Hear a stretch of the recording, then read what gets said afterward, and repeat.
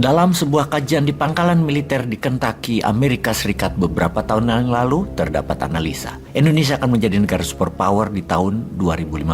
Kemudian berbagai lembaga, institusi mulai membangun narasi. Indonesia 2050 menjadi negara nomor 4 terkaya di dunia. Sekarang Indonesia negara ke-16 GDP-nya terbesar di dunia. Apa maksudnya superpower country itu? Dan bagaimana Indonesia kok bisa dikatakan dalam simulasi di sebuah lembaga pertahanan kelas dunia di Fort Knox di Kentucky bisa menganalisa Indonesia adalah negara superpower di tahun 2050? Kita harus pahami dulu apa itu negara superpower. Negara superpower adalah negara yang memiliki senjata pembunuh massal di tangannya. Armadanya bisa mengatasi minimum 1/4 dunia dan memiliki kemampuan mandiri atau cadangan atau reserve-nya untuk hidup negaranya jika terjadi perang adalah 5 tahun cadangannya. Big country belum tentu negara superpower. Misalnya India itu negara besar tapi belum menjadi negara superpower. Tiongkok saat ini masih dikategorikan big country, negara besar, dan Tiongkok sedang bersiap menjadi negara superpower yang digaspol sejak tahun 2013 dan diperkirakan tahun 2025 minimum Tiongkok sudah memantaskan dirinya confirm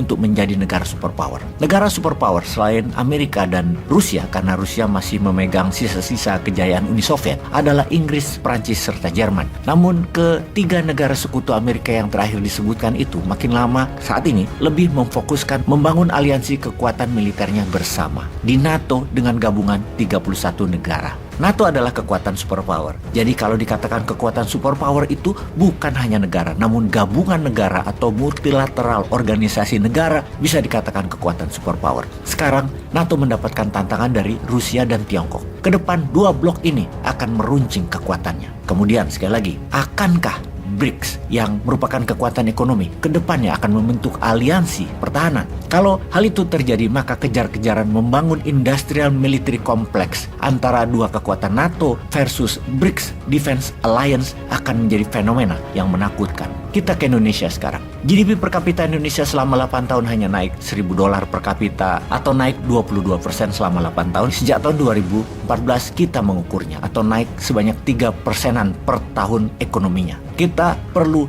$15.000 sampai $18.000 per tahun per kapitanya untuk jadi negara makmur. Saat ini Indonesia masih masuk kategori negara berkembang, negara tengah, negara pasar. Sahabat, tanpa disadari, Indonesia saat ini sering diembung-embung, dipuja-puja, dibilang keren oleh banyak negara, terutama negara besar, di mana dikatakan Indonesia akan jadi negara makmur, top 4 di dunia oleh banyak negara, baik itu negara timur ataupun negara barat. Dan itu kalau pemimpinnya GR, dikira beneran memujinya, tanpa ada maksud, padahal itu bahasa dagang, itu bahasa diplomasi. Padahal sekali lagi, ada maksudnya. Sesungguhnya dipuji-puji, dibulu-bulu itu Indonesia, bukan karena ditakuti dan dihormati, tapi karena negara-negara itu mau dagangannya laku dibeli oleh Indonesia. Mereka sangat membutuhkan Indonesia. Untuk itu Indonesia dipuji-puji, dibilang hebat, dibilang keren, dan lain sebagainya. Diiming-imingi akan jadi negara besar, lalu dipuja-puja, dirayu-rayu agar intinya mau jadi pasarnya mereka dan mau kerjasama dengan negara mereka untuk sumber daya alam Indonesia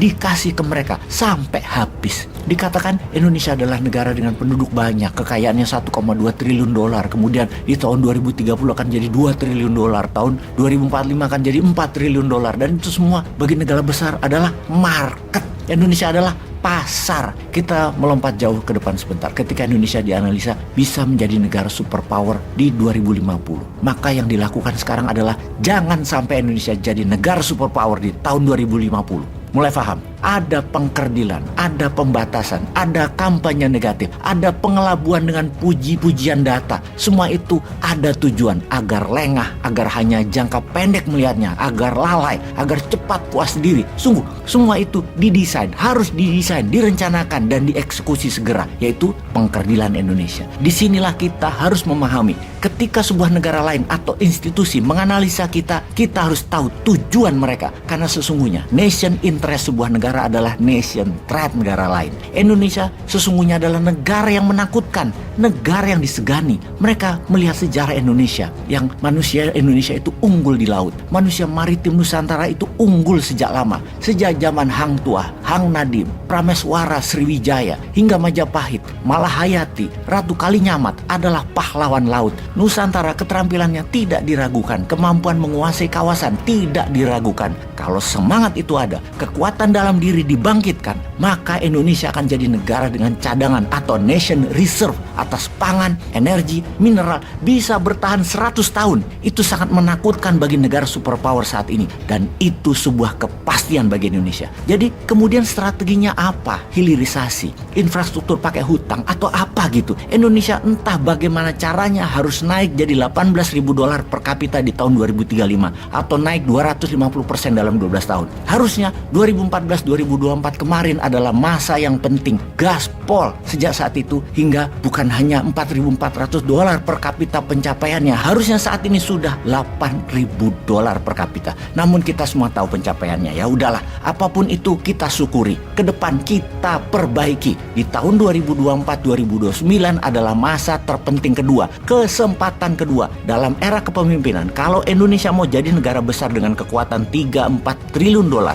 GDP per kapitanya naik dari 1,2 triliun dolar, itu harus bisa tercapai hanya dalam 5 tahun. Kesimpulan, penting untuk 3 calon yang akan manggung membeberkan rencananya. Atau nanti hanya all president men yang bertarung. Ya tetap saja, mana grand design-nya untuk Indonesia, mana road map-nya. Kalau hanya saling serang, saling hina, saling ledek, saling benci, saling tergantung oligarki, dan saling tergantung sponsor asing lagi, maka ketiganya atau all president men-nya sepertinya tidak layak memimpin negeri ini. Batalin aja pencalonan mereka semua kalau tidak bisa mengurai rencana yang membuat Indonesia menjadi negara superpower 27 tahun dari sekarang.